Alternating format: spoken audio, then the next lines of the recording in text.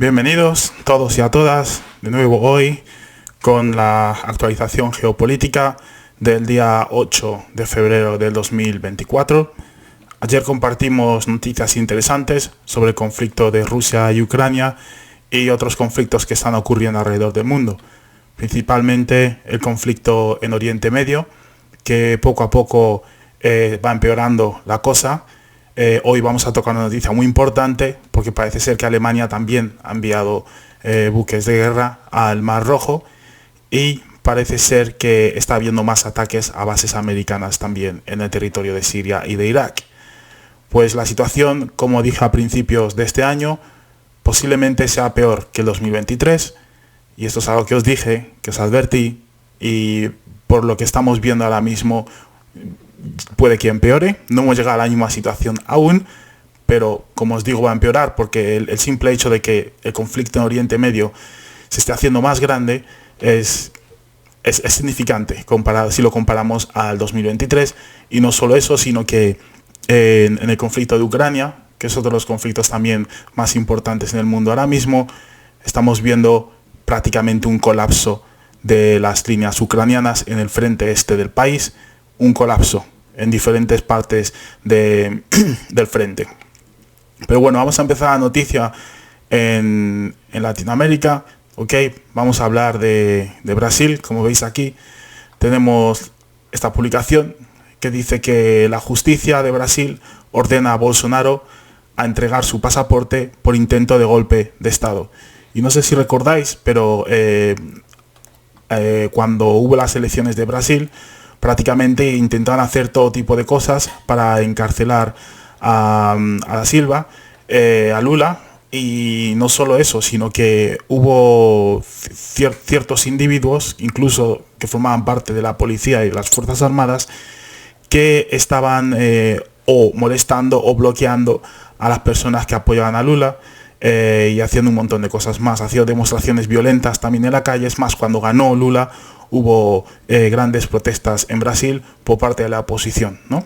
Pues la publicación dice que la Policía Federal de Brasil ha lanzado este jueves una operación contra el expresidente Jair Bolsonaro y varios de sus aliados, entre ellos el exministro de Defensa Walter Braga Neto, por su supuesta implicación en una trama golpista para mantenerle en el poder tras las elecciones de octubre de 2022.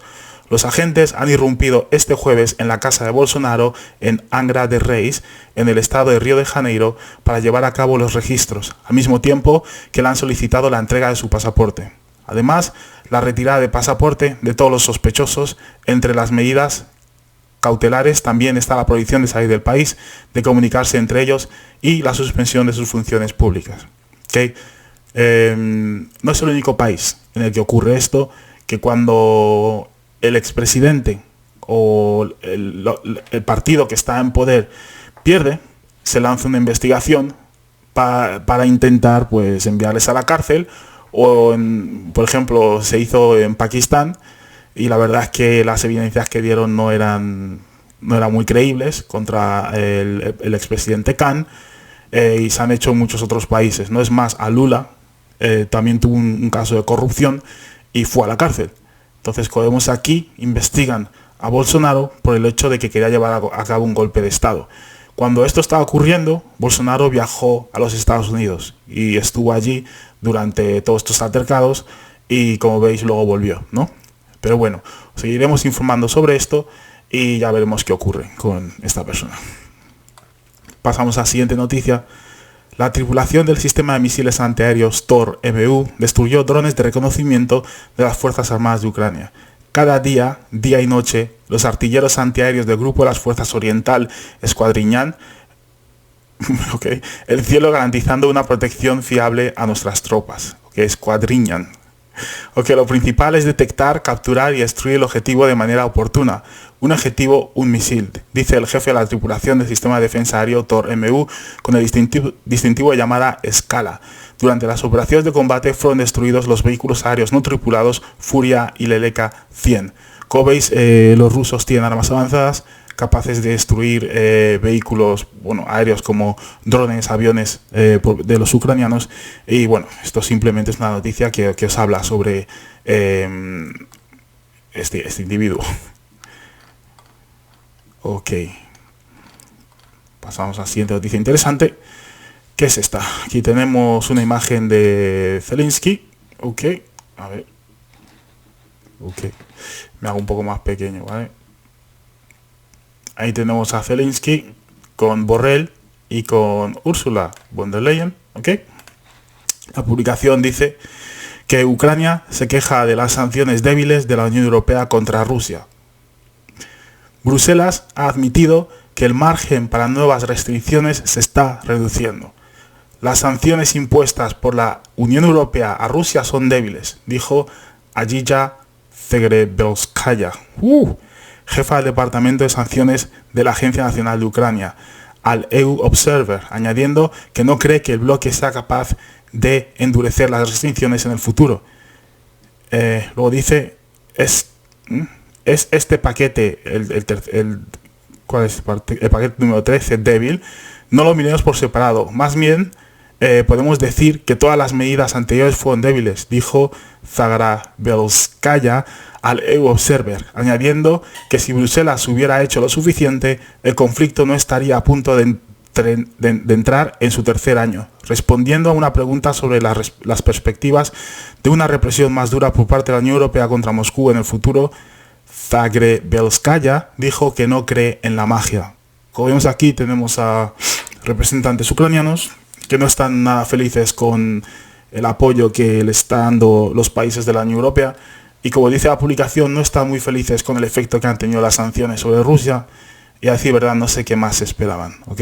Como ya dijimos en su día y como seguimos diciendo, las sanciones económicas no dependen, pero no tienen que ser impuestas en un mundo liberal o neoliberal, porque en cuanto haces eso destrozas las fundaciones de esa ideología, las fundaciones del mercado libre que tanto valoran y que tanto apoyan los Estados Unidos y otras democracias o llamadas democracias alrededor del mundo. Pero en cuanto se imponen sanciones, obviamente demuestras que el neoliberalismo no funciona, y lo que estás haciendo es ser conservador. No solo conservador, sino que estás utilizando ya sea diferentes herramientas. Por ejemplo, estás utilizando el dólar como un arma. Estás utilizando la política de ciertos países como un arma. La exportación, la importación de ciertos productos como un arma.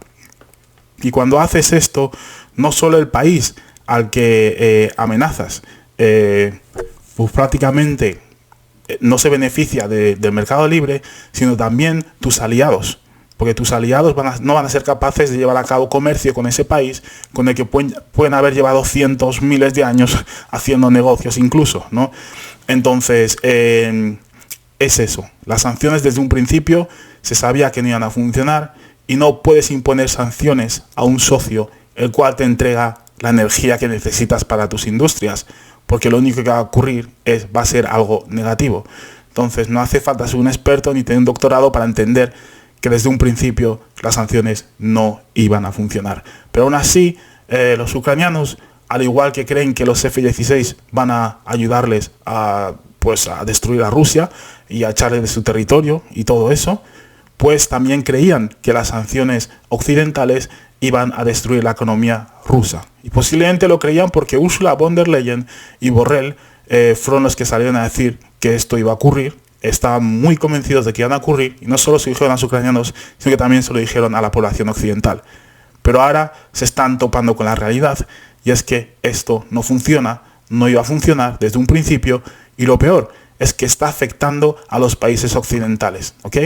Ucrania, obviamente, desde su posición, pues puede pedir todo lo que quiera, porque no forman parte de la Unión Europea, ¿ok? A pesar de que su economía ha empeorado muchísimo, porque están en guerra, pero no forma parte de la Unión Europea, por lo cual no son ellos los que están dando dinero, sino que al revés son los que están recibiendo. Entonces, cuando estás al otro lado, cuando eres el que recibes dinero, pues tienes el privilegio de culpar a los que supuestamente te han prometido, o los que te deben dar dinero, de que lo que están haciendo no es suficiente. A pesar de que la población de Occidente está sintiendo estas ayudas que se envían a Ucrania. Es mucho dinero. Hablamos de billones. Son billones que se podrían invertir en muchas otras cosas. Son billones, privilegios que se le da a Ucrania que no están beneficiando a muchos países de la Unión Europea. Entonces, ellos lo sienten y saben que no es algo beneficioso.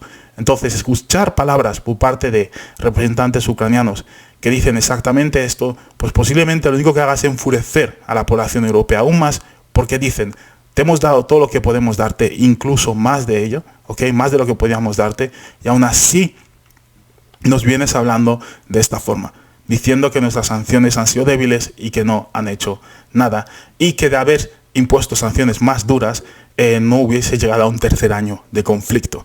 Entonces muchos dirán que, ok, no hubiésemos llegado a un tercer año de conflicto si en marzo de 2022 te hubieses sentado a la mesa con Rusia y hubiese llegado a un acuerdo de paz.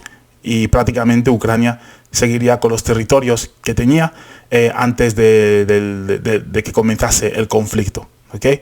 Entonces, esta noticia es importante porque hay un conflicto verbal continuamente, desde el principio, entre Europa y entre Ucrania, entre Estados Unidos y entre Ucrania. Verbalmente se critican unos a los otros, pero luego se apoyan financieramente, moralmente, etcétera, ¿no?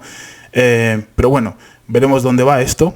Ya sabemos que hay una trama interna en Ucrania entre Zelensky y Zelensky, y vemos que los británicos están apoyando más a Zelensky, mientras que los estadounidenses apoyan más a Zelensky. Pero bueno, veremos dónde termina esto. Ha habido rumores que dicen que Zelensky quiere irse de su posición, ahora sí que quiere irse de su posición, porque Avdiivka va a caer. Avdiivka va a caer. Los ucranianos ya han dicho que Avdiivka no va a ser una pérdida significativa. Lo mismo dijeron de Bakhmut. Acordaros, las mismas palabras exactamente de Bakhmut. Dijeron que no era significativo, que simplemente era un pueblo, que al perder esa posición no iba a pasar nada.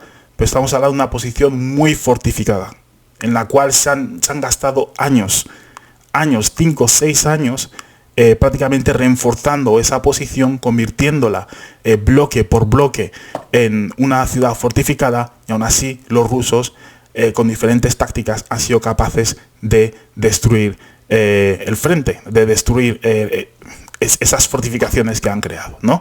Entonces, obviamente los rusos tienen muchos sistemas para destruir los ucranianos que se protegen en estas fortificaciones. Uno de los más importantes o conocidos y más letales es TOS, los misiles TOS, de las bombas, los misiles termobáricos, los cuales prácticamente incendian todo lo que hay alrededor, y creo que también consumen el oxígeno que hay alrededor. Bueno, no soy el mejor para hablar de armas, pero si ves los vídeos que hemos compartido vais a ver que los impactos de esos TOS son no me gustaría estar ahí prácticamente, pero es una de las armas que ha ayudado más a los rusos en el frente. Y es más, los ucranianos, en cuanto ven a uno de estos, bueno, es un lanzamisiles en un chasis de un tanque, creo que es de un T-90, en cuanto ven a estos vehículos avanzar en el frente, o salen corriendo o les atacan con todo lo que tienen para asegurarse de que no atacan sus posiciones, porque no hay forma de escaparse de esos misiles. Y acordaos, lo usaban en Mariupol también, y había miles de fotos de soldados ucranianos completamente calcinados. Imágenes que es que no se deberían de ver, pero como el conflicto sigue, las estamos viendo. Pasamos a la siguiente noticia. Ucrania atrae veteranos colombianos con grandes salarios, dice Associated Press. Según se informa, Ucrania está apuntando a mercenarios de habla hispana para reforzar su mano de obra en el campo de batalla.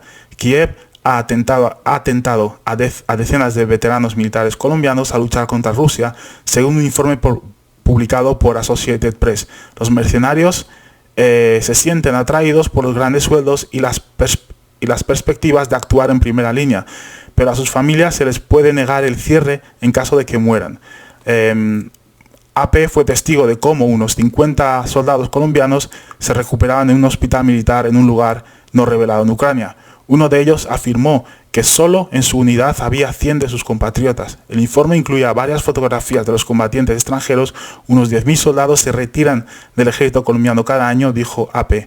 Quienes viajan a Ucrania pueden ganar 4 veces más su salario anterior. El gobierno ucraniano promete pagar a los mercenarios hasta $3.300 al mes, además de ofrecer compensación a los heridos o muertos en combate. Ahora, recuerdo que al principio se creó esta legión internacional en Ucrania, en la cual se unieron individuos de todas partes. Obviamente los más quejicas si mal no recuerdo, fueron los ingleses. Son los que decían que cómo van a ir a enfrentarse a los rusos con el tipo de armamento que les están entregando los ucranianos. ¿Okay? Había incluso historias donde se les entregaba prácticamente, no sé si era un recambio de munición, y bueno, un fusil o una ametralladora, lo que sea, y tira para el frente y no tienes nada más, ¿no? O sea, andaban muy bajos de suministro y los británicos fueron los primeros en coger y darse la vuelta e irse. No quiero decir que no sigan ahí, sigue habiendo algunos mercenarios británicos, pero muchos hicieron eso, ¿no? Luego tenemos a los franceses, que como ya sabéis, hace poco hubo un ataque, ¿okay?, en un hotel en el cual murieron bastantes mercenarios franceses. Y luego tenemos pues a los polacos y otros países que también se unieron. Pues han ido más allá.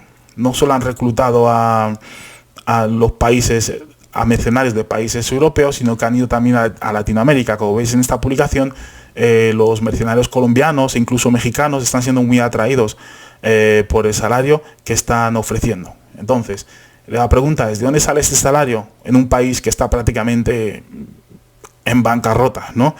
Pues muchos dicen que el dinero que se envía, esos billones que se anuncian continuamente por parte de la Unión Europea, por parte de los Estados Unidos, se utiliza para esto exactamente, para pagar a los mercenarios, ¿ok? Aquellos que reciben su salario. Hay historias que dicen que es que no reciben su salario. Obviamente, como se dice aquí, muchos de ellos mueren y sus familias no reciben ningún tipo de recompensa porque son mercenarios, ¿no? Entonces, es un trabajo difícil, es un trabajo muy arriesgado, en el cual tienes 80% de probabilidades de que vas a morir, prácticamente. No estás luchando en Yemen, no estás luchando en Palestina, estás luchando contra el segundo ejército más fuerte de este mundo, contra los rusos. Entonces, lo más probable es que ese sea el final de muchos de ellos. Pero obviamente, como ya sabéis, los mercenarios son individuos que se unen a ejércitos, o no se unen a ejércitos, sino que forman parte de ciertos regimientos o llevan a cabo tareas de forma individual o en grupo, ¿okay?, como mercenarios, y reciben dinero por ellos. No tienen necesariamente, no son leales necesariamente a ningún país, sino que son leales a aquellos que les pagan y les pueden dar diferentes tipos de trabajo, ¿no? Obviamente muchos mercenarios van ahí con la idea de que Rusia estaba invadiendo Ucrania, y en cuanto son capturados por los rusos, muchos deciden unirse a los rusos porque creen que la causa de los rusos es correcta. Bueno, solo os comparto detalles de lo que se escucha en el campo de batalla, ¿no? Pero vamos, que como veis hay muchos mercenarios por parte de Ucrania entregados por Occidente y por otros países, y tener en cuenta que cuando Rusia empezó a emplear a la Wagner, ¿okay?, que también es un grupo de seguridad privada, o sea, prácticamente mercenarios, se les empezó a acusar absolutamente de todo, y sobre todo a Rusia por el uso de mercenarios. Entonces, vemos aquí que, por el otro lado, Ucrania lo hace exactamente lo mismo, lo lleva haciendo desde el principio del conflicto y no se le critica de tal forma, ¿no? Pasamos a la siguiente noticia. Ok, Ucrania se enfrenta a escasez de armas. Scholz de Alemania. Occidente debe mantener su apoyo a Kiev para evitar que Rusia gane, afirmó el canciller Olaf Scholz. La capacidad de Ucrania para luchar contra Rusia pronto podría verse comprometida. A pesar del flujo de armas y munición de fabricación occidental hacia el país, advirtió el canciller alemán Olaf Scholz. En un artículo de opinión para Wall Street Journal, publicado el miércoles, Scholz enfatizó que los países occidentales deben seguir apoyando a Kiev, argumentando que no hacerlo no solo tendría consecuencias desastrosas para Ucrania, sino que también cambiaría drásticamente la faz de Europa. A pesar de nuestro apoyo, Ucrania pronto podría enfrentar una grave escasez de armas y municiones, dijo, señalando que algunos compromisos financieros occidentales ya han expirado o caducado y muchos otros deben ampliarse. Okay. Ucrania se lleva enfrentando a una escasez de munición y de armamento desde prácticamente el principio de este conflicto. Como he dicho muchas veces, desde el momento en el que Ucrania dependía de Occidente para el suministro de todo el material militar, ahí es cuando Ucrania tuvo escasez, ¿no? Obviamente Scholz está diciendo que es que sigue necesitando el apoyo de Europa, que está clarísimo, de Europa, de Estados Unidos y de todos los países que puedan darle armamento a Ucrania para seguir enfrentándose a Rusia. Pero la pregunta es, ¿por qué habéis empujado a Ucrania a este punto cuando existía una solución pacífica desde el principio del conflicto? Y muchos alemanes se preguntan esto, y le preguntan esto a Scholz, sobre todo los agricultores y granjeros. ¿Por qué? ¿Por qué tu gobierno tomó decisiones tan malas, las cuales, tan malas, tan incorrectas, las cuales ha llevado al país, tanto a Ucrania como a Alemania, a los dos países, a este punto, en el que uno está prácticamente o casi entra en recesión y el otro no se puede mantener por sí solo si no es con ayuda financiera a Occidente? Entonces, la guerra de Ucrania va a terminar de una forma u otra. ¿Okay? Lo que vemos aquí es un ciclo perpetuo en el cual los países occidentales van a seguir proveyendo dinero a Ucrania. Cada vez es menos, por lo cual cada vez Ucrania tendrá menos capacidad de mantener su economía. Y no solo eso, sino que parece ser que Europa quiere mantener una guerra continua entre Ucrania y Rusia, ¿no? Un enfrentamiento continuo en esa zona en la que se encuentran los dos ejércitos luchando unos contra otros. Quieren que eso continúe y por eso siguen financiándolo. La pregunta es, ¿cuál es el objetivo? ¿De qué vale seguir financiando una guerra? ¿Para que sigan muriendo seres humanos? ¿En qué te beneficia el hecho de que Rusia siga luchando la guerra contra Ucrania, en vez de ayudar a Ucrania a llegar a un acuerdo de paz con Rusia? Obviamente, en muchos casos esto ocurre porque los dirigentes que estaban en poder cuando comenzó esto son los que siguen en poder, por lo cual durante su mandato van a seguir apoyando a Ucrania para no reconocer que todo lo que están haciendo, lo que hicieron en un pasado, era incorrecto, y para no reconocer esto, pues van a seguir pretendiendo que la mejor opción ahora mismo es apoyar a Ucrania financieramente y con entrega de armas. Obviamente hay escasez no solo en Ucrania, sino que también en Occidente. Como ya sabéis, en cuanto a artillería, los rusos, la producción de artillería superan, por años luz a Occidente. Ahora mismo ya os expliqué la razón por la cual los rusos les superan, ¿ok? Y esto va a continuar así. No solo los rusos ellos tienen su producción doméstica, pero también obtienen, por ejemplo, artillería de Corea del Norte, se dice, también obtienen incluso misiles ahora mismo de Corea del Norte, tienen otros aliados como China y otros países que están dispuestos a entregar e incluso fabricar este tipo de armamento para Rusia. O sea, Rusia no está sola. No está sola y es algo que la gente tiene que entender. Continuamente se dice que Rusia está sola, que no tiene amigos, que está completamente marginada en el mundo, pero en realidad cuando vemos, por ejemplo, a los representantes rusos y las reuniones de las Naciones Unidas, por ejemplo, vemos que todo el mundo acude a los rusos para hablar con ellos. Y recientemente con la entrevista de Tucker Carlson, que va a ser hoy, no os la perdáis en Twitter X o en su página web, con Putin, pues mucha gente va a pensarse las cosas dos veces antes de continuar apoyando el conflicto de Ucrania. Porque una cosa es importante que tenemos que entender. Al igual que nosotros en guerras geopolíticas, os hemos dicho 1000 veces la razón por la cual Rusia se vio forzada a responder pues a la agresión de Occidente, ¿ok? La misma agresión que llevan a cabo con Libia, la misma agresión que llevan a cabo con Irak, la misma agresión que llevan a cabo con Siria, y Rusia no quería pasar por la experiencia que tuvieron que pasar cuando se disolvió la Unión Soviética y tenían ciertas regiones dentro de Rusia que querían independizarse. Específicamente la región de Chechenia. Una guerra muy sangrienta, ¿ok? Y los rusos no querían tener esa misma experiencia con Ucrania. A pesar de que Ucrania no es parte de Rusia, pero sabían que prácticamente las fuerzas que estaban detrás apoyando todo esto podían ser las mismas, que buscan más que nada la destrucción económica, social, política de Rusia para luego poder aprovecharse económicamente del país, como lo hicieron durante la época de los 90, ¿no?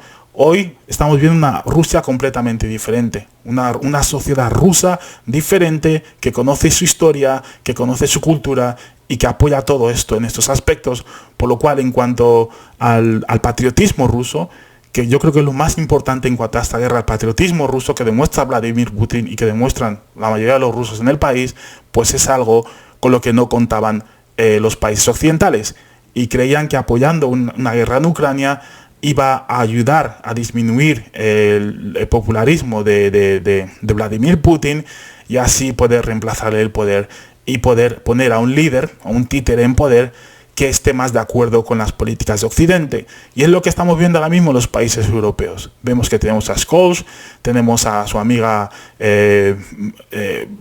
Ursula von der Leyen, y en todos los países de Europa prácticamente tenemos a representantes, a dirigentes que es que no tienen en su corazón los objetivos de su país. No aman a los objetivos de su país y prefieren responder a los Estados Unidos y asegurarse de que los objetivos externos, la política externa de Estados Unidos es la que gobierna su propia política externa, ¿no? Entonces, aquí tenemos un problema muy grande, el cual Rusia y muchos otros países no quieren, ¿ok? Entonces, al igual que Ucrania quiere ser independiente, quiere no depender de los países que no le gusta, como en su día fue Rusia, por ejemplo, Rusia también quiere exactamente lo mismo. Y recordemos que en Ucrania había un líder que era parcial en cuanto a esto, en cuanto al conflicto entre Occidente y Rusia. Era un líder completamente parcial y este era Viktor Yanukovych, el cual se le sacó del poder mediante una revolución popular muy violenta. O sea, un golpe de estado en el cual murieron policías, se le tiraron cóctel molotov, se les quemaron, un montón de asesinatos, etc.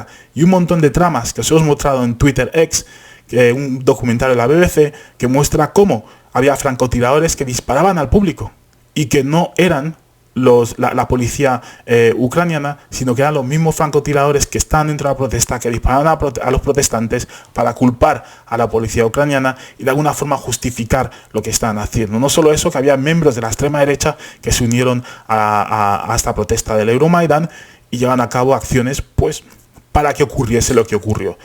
Y no solo eso, seguimos, tenemos a la mujer que fue a Ucrania a dar pasteles, cookies, la señora Nuland, la misma que se interceptó una llamada telefónica en la cual decía quiénes iban a ser los siguientes líderes de Ucrania y prácticamente decía que le diesen a los intereses de la Unión Europea. Y lo que dijo fue lo que ocurrió. Teníamos a Klitschko y teníamos un montón más de dirigentes que temporalmente fueron los que llegaron a Ucrania hasta que trajeron al señor Poroshenko, al rey del chocolate. Pero bueno, seguimos. Siguiente noticia. Tenemos al presidente polaco, Duda, expresó su confianza en que Trump, si gana las elecciones presidenciales, pondrá fin a la guerra de Ucrania en 24 horas como prometió. Basado en mi experiencia personal como presidente que alguna vez trabajó con el presidente Trump, puedo decir que lo que él me prometió se cumplió. Por lo tanto, si recibí alguna promesa de él, si él me prometió algo, entonces está cumpliendo, dijo Duda, y agregó que Trump se toma en serio todo lo que dice. Ok, interesante. Veremos si esto es verdad. Como sabemos, en el gobierno estadounidense, así verdad es que da igual quién esté en poder. Da igual quién esté en poder, es bipartidismo. Los dos partidos políticos más grandes, son los que dominan la política en los Estados Unidos, y da igual quién sea el líder, que la política externa de Estados Unidos no cambia. Trump, a pesar de que no se involucró tanto en Ucrania como lo hizo Biden, el gobierno de Trump siguió entrenando a las fuerzas de extrema derecha ucranianas, siguió financiando el entrenamiento de las fuerzas ucranianas durante el tiempo que estuvo en la presidencia. Como digo, no era un presidente pacífico, no lo era. Lanzó unas cuantas guerras y mató a individuos por ejemplo, la muerte de Soleimani pudo llevar a cabo, pudo desembocar en una declaración de guerra por parte de Irán a Estados Unidos o a otros países. O sea, fue algo muy, muy, muy arriesgado, a pesar de que Irán se contuvo y decidió no tomar esta decisión, ¿no? Pero como vemos aquí, el miedo que tiene Ucrania, el miedo que tienen los demócratas y muchos republicanos es que si Trump llega al poder, la financiación de Ucrania se va a terminar. Acordaos de esos políticos como Lindsey Graham estadounidenses, que desde un principio están con Victoria Nuland en Ucrania, que están apoyando a Ucrania hasta el final, que dijeron que Ucrania era la mejor inversión para Estados Unidos porque estaban matando a muchos rusos y todo eso. Ahora se ha echado para atrás y lo que dice es que no hay que dar financiación a ningún otro país hasta que se arreglen los problemas que hay en la frontera sur de los Estados Unidos. Como veis, todos los que apoyan a Ucrania poco a poco o han dejado su posición o están cambiando su perspectiva. ¿Okay? Siguiente noticia, nuestros granjeros. Los sindicatos de productores agrícolas de Polonia se están preparando para el inicio de una protesta nacional de agricultores prevista para el 9 de febrero. Los medios citan una carta de Federación de Sindicatos Industriales de Productores Agrícolas de Polonia. Dice la carta: no podemos competir con las explotaciones agrícolas ucranianas que producen productos sin cumplir muchas y costosas normas de la Unión Europea, indican los autores de la carta. Y bueno, hay otro vídeo en el cual explicamos esto exactamente, los efectos de la nueva política que permite a productos ucranianos ser exportados a Europa y prácticamente sin tarifas, que son impuestos que otros agricultores pagan en Europa, por lo cual el producto ucraniano es mucho más barato y fuerza a los agricultores locales a irse a cerrar sus negocios o a aumentar sus precios. ¿Ok? Entonces, como veis, los polacos supuestamente han llegado a un acuerdo con el nuevo gobierno para permitir que los camioneros ucranianos pudiesen cruzar la frontera, pero como veis siguen protestando, no están felices y quieren que esto termine. Siguiente noticia. Estas son imágenes de la destrucción de un almacén de campaña con municiones en las posiciones de la 10ª Brigada Separada de Asalto de Montaña de las Fuerzas Armadas de Ucrania. Un golpe preciso de los artilleros rusos provoca la detonación de la munición.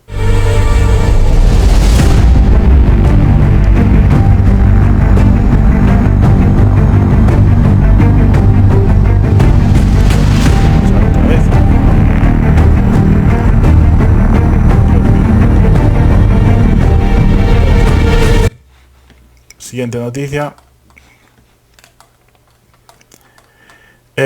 Rusia mostró los últimos avances de la industria de defensa en el World Defense Show 2024 en Riyadh, Arabia Saudí.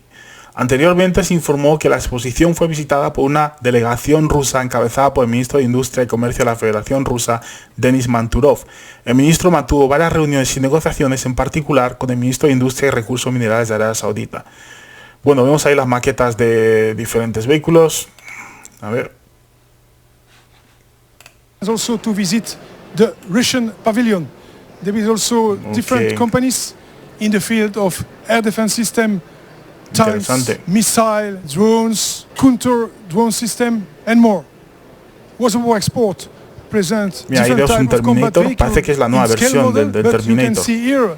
Interesante, que también se construye en un chasis del T-90, también no estoy seguro, pero sabía que había una nueva versión y esta parece que es la nueva versión. Aquí tenemos un T-90, bastante moderno. Como ya sabéis, mucha gente dice que el material bélico ruso no es bueno, pero no terminan de producir y cada vez producen más. Parece ser que están preparando para algo más grande que lo de Ucrania. Siguiente noticia. Tucker Carlson es un idiota útil, es un cachorro. La ex candidata presidencial estadounidense Hillary Clinton y antigua secretaria de Estado dijo esto: Tucker Carlson repite como un loro las mentiras de Putin sobre Ucrania, miente sobre Ucrania y difunde las mentiras de Putin. Fue expulsado de tantos medios de comunicación en Estados Unidos que no me sorprendería que firmara un contrato con alguna publicación en Rusia. Dice que no es cierto, es como el loro de Putin, por eso Putin le da entrevistas. Lo utiliza, dijo la bruja Clinton. Eso no lo digo yo, eso está en la publicación. Interesante, esta es la misma que cuando asesinaba a Gaddafi dijo: hemos ido, le hemos cogido, le hemos asesinado.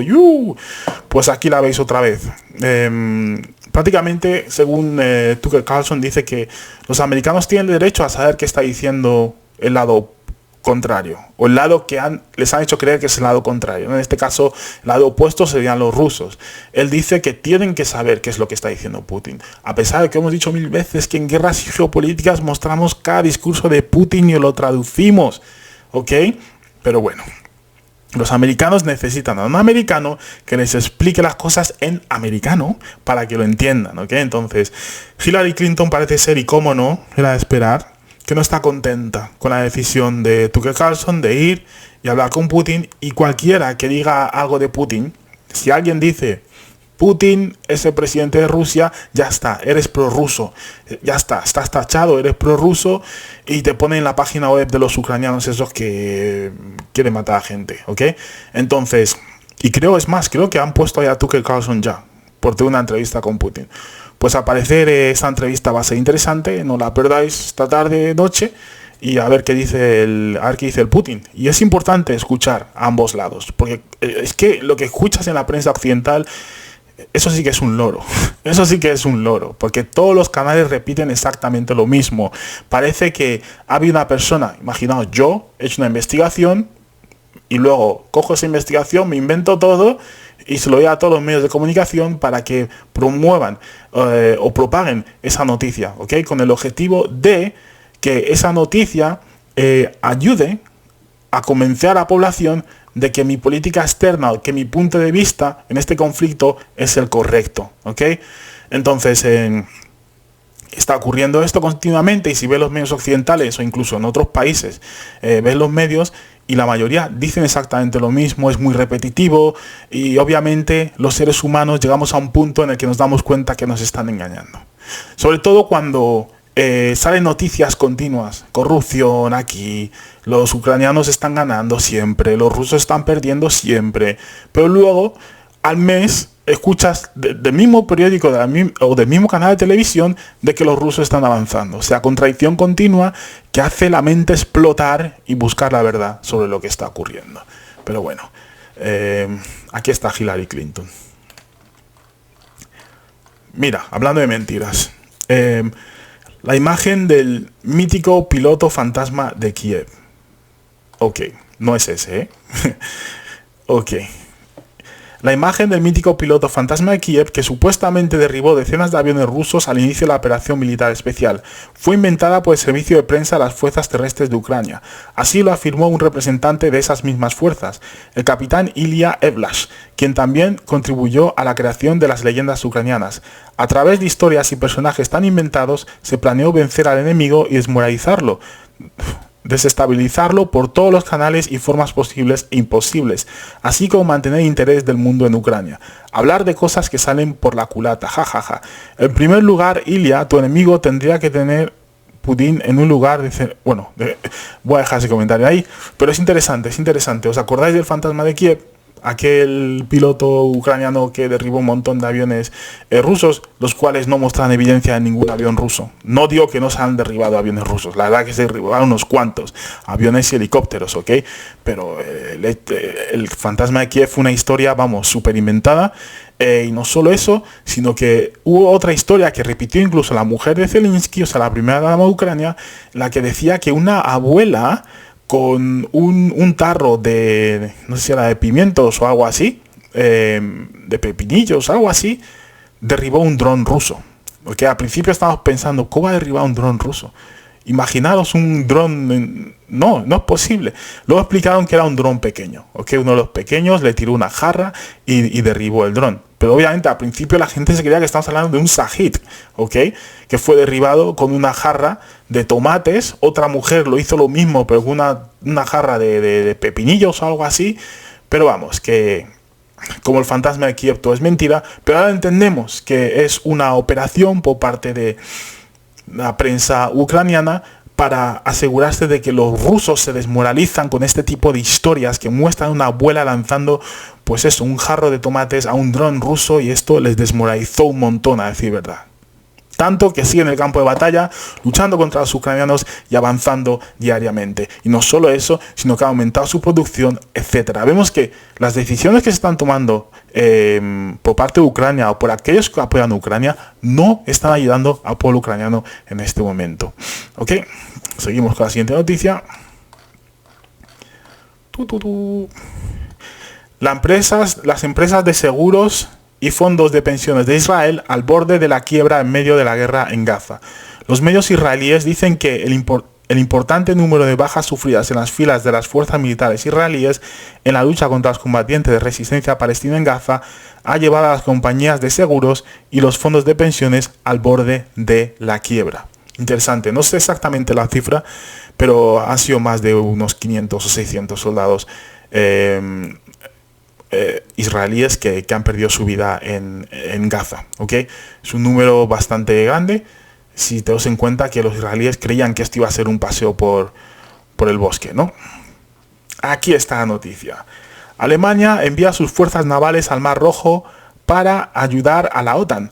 La fragata de la Armada alemana Hessen F221 con 240 tripulantes parte de la base naval de Wilhelmshaven para luchar contra los hutíes. A bordo también se encuentran médicos y un capellán militar.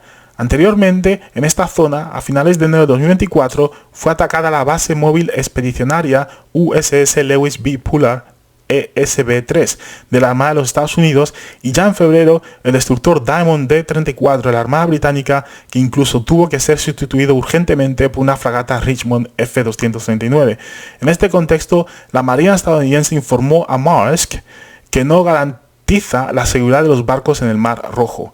Ahora el soldado Scholz, siguiendo órdenes desde arriba, ordena a los ciudadanos alemanes que lleven a cabo tareas estadounidenses, pero tienen un capellán a bordo. Él definitivamente ayudará. Ok, interesante.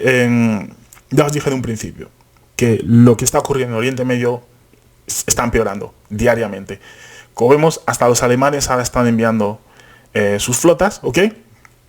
Y imaginaos, ya os dije ayer, os expliqué ayer las consecuencias que tienen o que puede tener el hecho de que uno de estos barcos sea alcanzado por un misil hutí.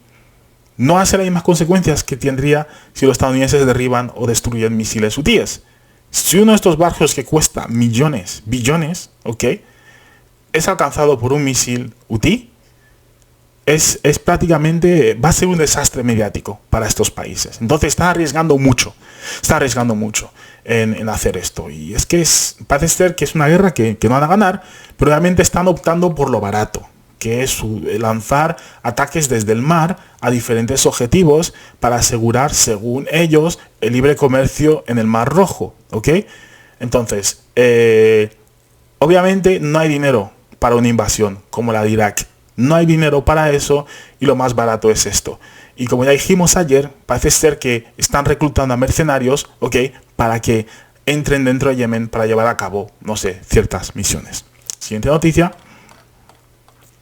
Los empleados de transporte parisino irrumpieron en la sede de su agencia exigiendo un aumento salarial. Varios centenares de trabajadores cantan exactamente la cantidad de 300 euros, o piden.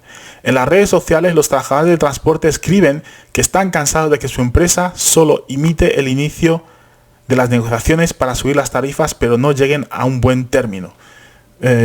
Y esto está ocurriendo en muchos países, ¿no? Trabajadores que están pidiendo un aumento salarial. El coste de vida aumenta, pero los salarios se congelan, no suben, siguen igual que hace 1, 2, 3, 4 años, sobre todo para la clase obrera. Hay otras personas que trabajan en otras industrias que sus salarios están subiendo, a decir verdad. Si trabajas en la industria de defensa, por ejemplo, etcétera, pues vas a darte cuenta que tu salario ha mejorado mucho, en finanzas también, pero en los trabajos, como ya os digo, de clase obrera, pues no están muy felices, como demuestra este vídeo en Francia, y los transportistas están pidiendo que se les suba el salario. Y como dije, todo esto está vinculado a la guerra de Ucrania y a lo que está pasando ahora mismo en Oriente Medio, porque la guerra de Ucrania ha aumentado el precio del coste de productos, ¿ok?, debido al corte de gas y electricidad a un porcentaje bastante alto. Y no solo eso, sino que también el hecho de que permiten a los ucranianos exportar sus productos dentro de Europa sin formar parte de la Unión Europea, pues eso también está empeorando, como quien dice, está forzando a ciertos agricultores a subir el precio de sus productos también, ¿no? Entonces veremos qué ocurre en Francia. Es uno de los países donde los agricultores no bromean, prácticamente no bromean. Ok, aquí tenemos a agricultores. Parece ser que es en Italia, en Roma. También están de protesta el 9 de febrero en la capital de Italia. Ok, los agricultores admiten que no tienen intención de crear problemas a la población y que en general son pacíficos mientras pasan el tiempo comiendo pizza y barbacoa. Interesante.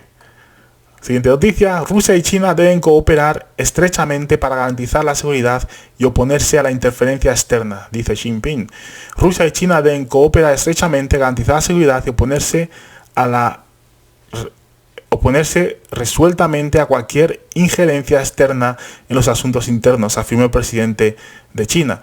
Los países deben llevar a cabo una estrecha cooperación... me estoy repitiendo, ¿no? Los países deben llevar a cabo una estrecha cooperación estratégica para proteger la soberanía estatal, la seguridad y los intereses de desarrollo y resistir resueltamente la interferencia de fuerzas externas en los asuntos internos. Bueno, simple. Que Rusia y China tienen que cooperar, cosa que ya han hecho y cosa que, quieras o no, las sanciones por parte de la Unión Europea y de los Estados Unidos les han forzado a hacer. Les han empujado uno hacia el otro y se han visto obligados, o quizá felizmente lo han hecho, a unir fuerzas económicas y de otras formas también, ¿no? Ok, otra vez, que tenemos a Joe Biden aquí muy confundido, la verdad. Dicen que Joe Biden continúa comunicándose con los líderes europeos fallecidos. En un evento en Nueva York, Joe Biden dijo que en 2021 habló con el ex canciller alemán Helmut Kohl, quien falleció en 2017. Y apenas ayer el presidente estadounidense dijo que había hablado recientemente con el presidente francés Mitterrand, fallecido hace casi 30 años. Ay, no sé qué decir. No sé qué decir. A ver, aquí, diputado popular de Ucrania, Goncharenko, dice, Zaluzny fue destituido del cargo del comandante en jefe de las Fuerzas Armadas de Ucrania. Además, en la cuenta oficial de Zelensky aparece la confirmación. Como ya os dijimos, Zaluzny se quiere ir ya porque va a caer Avdiivka. Va a caer y se le va a culpar a él, ¿ok?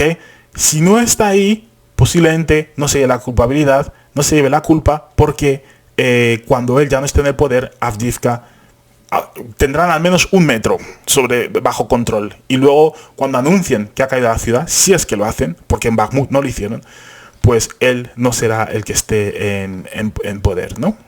Ok. Imágenes recientes de ejercicios conjuntos entre combatientes de la Wagner y unidades de la Fuerza Armada de Bielorrusia. Creo que están entrenando a los, no sé si Spetsnaz o las Fuerzas Especiales bielorrusas, y muchos dicen que lo que están haciendo en realidad es mantener a un número de tropas ucranianas en el frente norte del país, ¿no? Para asegurarse que no envían a estos soldados a otros frentes como podría ser Avdiivka, etcétera, y les mantienen ahí, que no envían a Avdiivka, ni a Kupiansk, ni a ningún otro sitio, y se mantienen haciendo esos ejercicios, haciendo creer a los ucranianos que se están preparando para llevar a cabo una ofensiva otra vez desde el norte del país, o sea, desde el sur de Bielorrusia, entrar a Kiev y coger el territorio, ¿no? Entonces, es que llevan meses y meses de entrenamiento. Ahora, el objetivo no se sabe, pero muchos dicen que esta es la razón por la cual lo están haciendo. Ok. Zelensky despidió a Zaluzny. Parece que está la noticia oficial que dice... Дорогі українці, українки, сьогодні я зустрівся з головкомом Валерієм Залужним. Це була одна із сотень наших розмов за час цієї війни. Майже 2 роки. Ok, no lo hemos traducido aún, pero claramente se escucha el nombre de Zaluzny.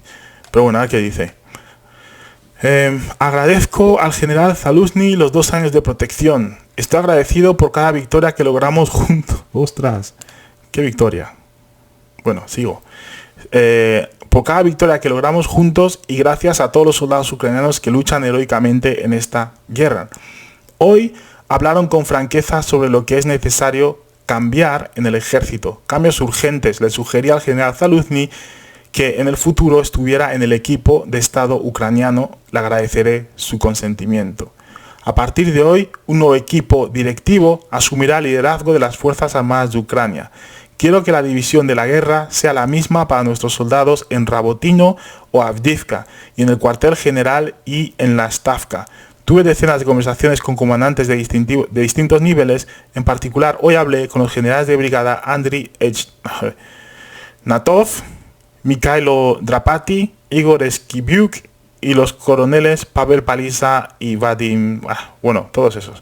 Todos ellos están siendo considerados para puestos de liderazgo en el ejército y servirán bajo la dirección del comandante ucraniano más experimentado. experimentado. Tienen una exitosa experiencia en defensa. Dirigió la operación de defensa de Kiev. También tiene una exitosa experiencia ofensiva. La operación de liberación de Kharkiv. Nombré al coronel general Sirsky comandante jefe de las Fuerzas Armadas de Ucrania. Hoy hablé con los generales Moisuk y Zabruski. Su experiencia está al servicio del Estado. Ok, interesante. Dice Zelensky que tuvieron muchas victorias. Con Zaluzny, que está feliz, pues, le da las gracias por su servicio, ¿no? Ha mencionado 2 victorias aquí, ¿ok? 2 victorias. Una de ellas es la defensa de Kiev. Ya he dicho 1000 veces que se llegó a un acuerdo. Si no lo sabes, no es mi problema. Pero los rusos y los ucranianos llegaron a un acuerdo en el cual las tropas rusas deberían retirarse de la región de Kiev y volverse a Bielorrusia. Se llegó a ese acuerdo.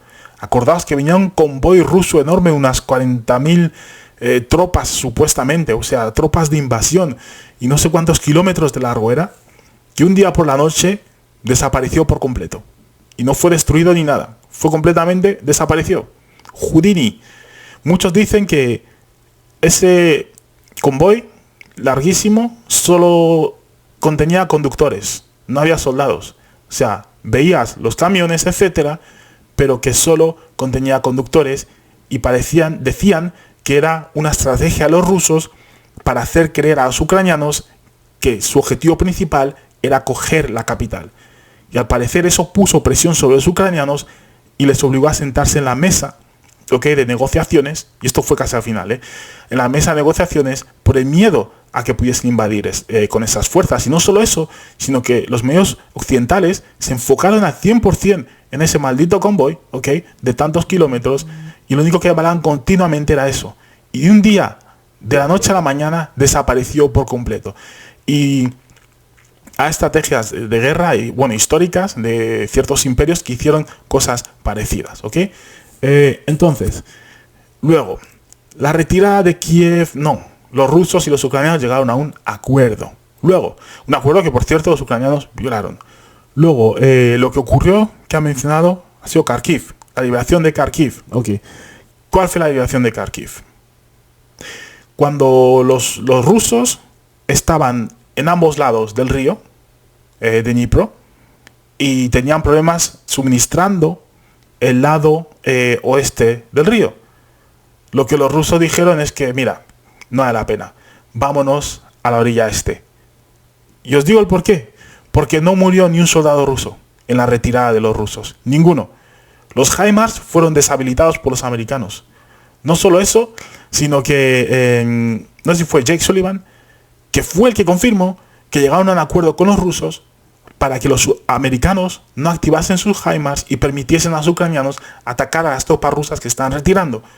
No solo eso, antes de la retirada de las tropas rusas, lo que estaba ocurriendo es que los rusos están llevando a cabo ofensivas e incluso estaban parando todas las ofensivas por parte de los soldados ucranianos que no conseguían pasar ese territorio, ¿no? Pero bueno, no, pero eso era Kharkov. Eso era Kharkov. A ver, Kharkiv son muy parecidas las regiones, lo siento. Kharkiv creo que fue una retirada por parte de los rusos porque no tenían suficientes miembros en la operación, y es más, ahí fue cuando tomaron la decisión prácticamente de cambiar de ofensiva a defensiva, Lo que dijeron los rusos fue, en vez de seguir atacando con los pocos miembros que tenemos, que así verdad eran bastante profesionales y perdieron bastante miembros profesionales los rusos, bien entrenados, dijeron, ahora vamos a hacer una movilización, involucrar a muchas más tropas rusas, en este conflicto. Entonces, retrocedieron en cuanto al territorio que lograron alcanzar en un principio, porque fue un avance inmenso, retrocedieron, perdieron ciertos territorios. Cierto es que los ucranianos atacaron ciertos territorios y destruyeron a los rusos, pero en muchos territorios, también Kharkiv, fueron los rusos que simplemente abandonaron el territorio, porque para ellos el objetivo principal no es obtener el territorio, como creen los occidentales, y creo que es que ya es hora de que los oficiales occidentales se den cuenta de esto, que el objetivo de los rusos ahora mismo no es capturar territorio, sino que es destruir las tropas ucranianas lo máximo posible. Entonces, cogían territorio por la mañana y por la noche se iban. Y cuando los ucranianos se movían a ese territorio supuestamente reconquistado, lo que hacían los rusos era atacarlos con misiles o con artillería y destruirles, ¿ok? Entonces, es una táctica de guerra, simplemente, la cual lo que están haciendo es erosionar continuamente las tropas ucranianas, ¿no? Y es lo que siguen haciendo a día de hoy. Pero bueno, ok. Estas son las noticias más importantes a día de hoy, obviamente. Es temprano, ¿ok? Y vamos a seguir compartiendo muchas más noticias, las cuales discutiré e incluiré en el vídeo de mañana, ¿ok? Así que no os perdáis el vídeo de mañana. Por favor, seguidnos en todas nuestras redes sociales. No os quedéis en TikTok solo. Tenemos YouTube, tenemos Telegram, tenemos X, tenemos muchas redes sociales. Seguidnos en todas, por favor. Mostrar ese apoyo y os seguiremos compartiendo este contenido, si es posible, diariamente o semanalmente. Así que os seguiremos informando.